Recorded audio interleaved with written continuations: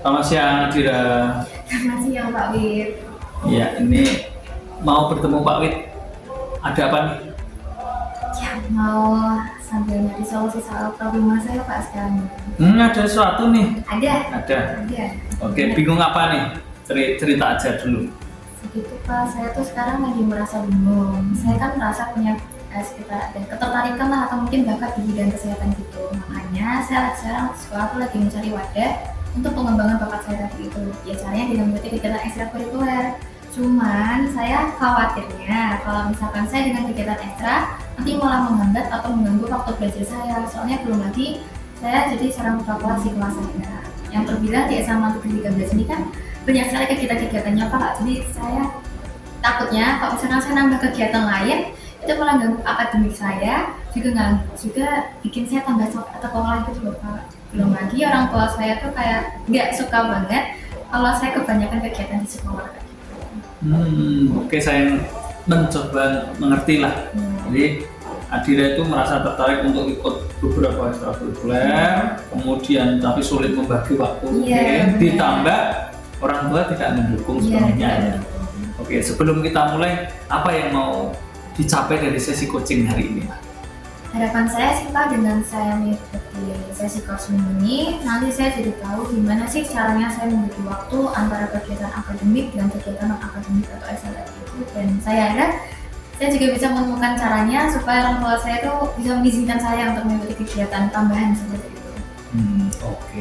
Jadi tujuannya kita adalah nanti supaya bisa mengatur waktu ya, manajemen waktu Iya, gitu ya. manajemen waktu. Kemudian orang tua juga mendukung lah ya. Iya. Mari sekarang kita identifikasi situasi yang Adira alami ya. Biasanya itu kamu mengatur waktu itu seperti apa biasanya?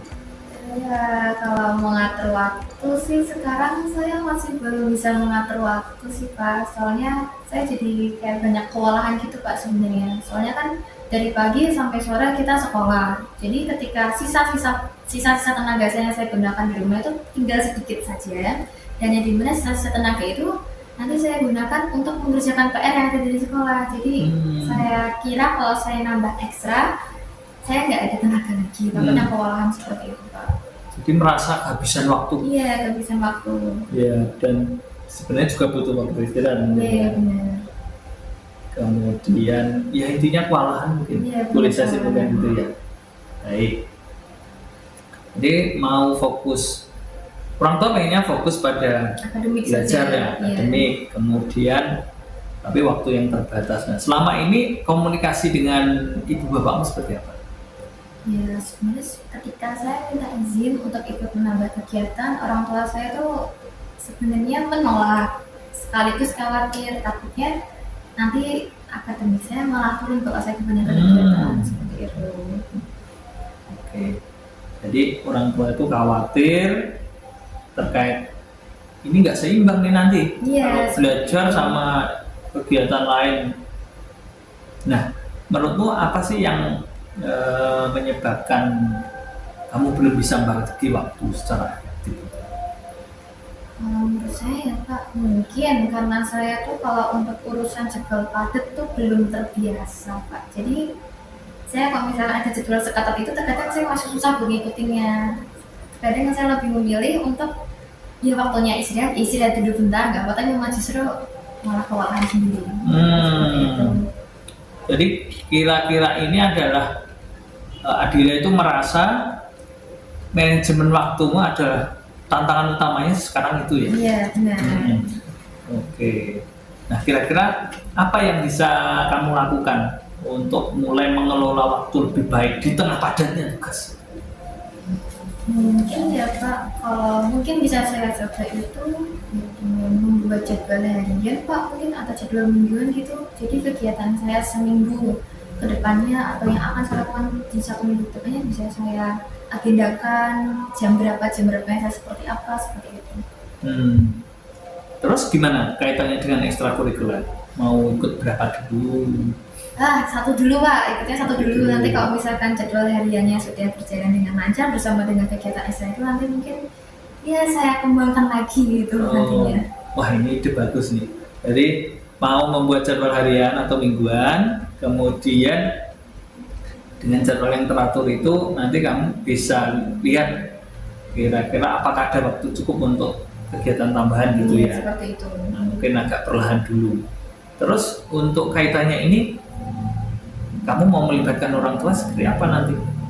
Mungkin ya Pak, kalau misalkan dengan orang tua bisa saya coba yakinkan dengan menunjukkan ya tadi jadwal harian atau mingguan dari saya tuh kayak wah ya lihat loh ini aku ada nyoba buat bagi waktu, jadi aku yakin kalau misalkan aku ikut satu kegiatan ekstra lagi kayaknya nggak masalah kayak gitu. Jadi mau meyakinkan Iya, orang tua. meyakinkan. Ditulis, ditunjukkan, Iya. mungkin perlu ditempel ya. Iya, mungkin perlu ditempel juga. ini biar tahu semua. Ini rencana bagus nih kayaknya. Nah, kalau perencanaan sudah jelas ditunjukkan ke orang tua dan orang tua mungkin mendukung, ya. Nah, langkah pertama apa yang mau dilakukan? Mungkin ya saya bisa bikin jadwal hariannya dulu Pak, jadwal harian atau minggunya dulu. Ketika saya rasa jadwalnya udah pas dengan kondisi saya, nanti saya bisa tunjukkan ke orang tua saya buktikan ke orang tua saya seperti itu. Oke, tadi tertariknya apa? PMR? PMR, iya. PMR ya. Iya. Oke, bagus.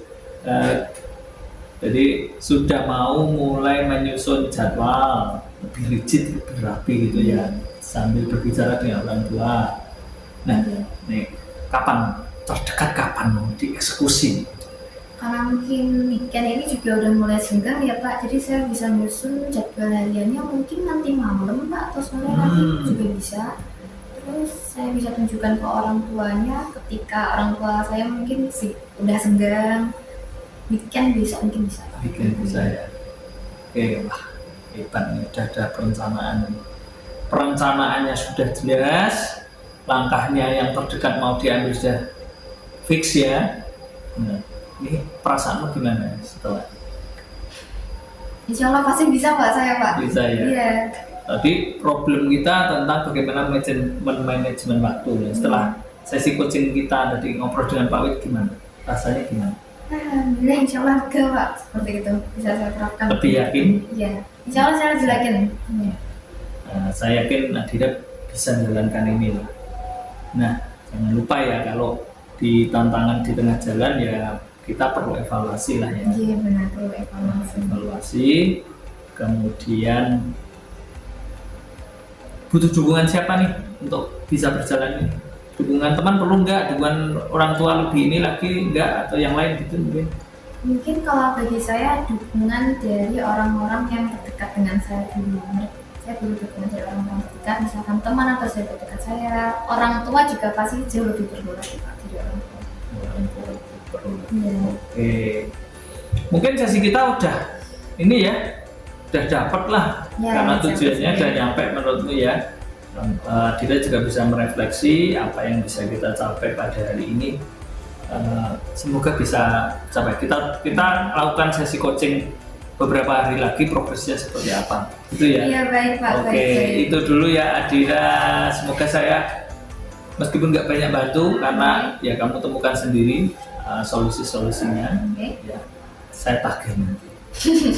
Iya Pak. Oke, terima kasih. Iya, terima kasih Pak Assalamualaikum. Wid. Waalaikumsalam warahmatullahi wabarakatuh.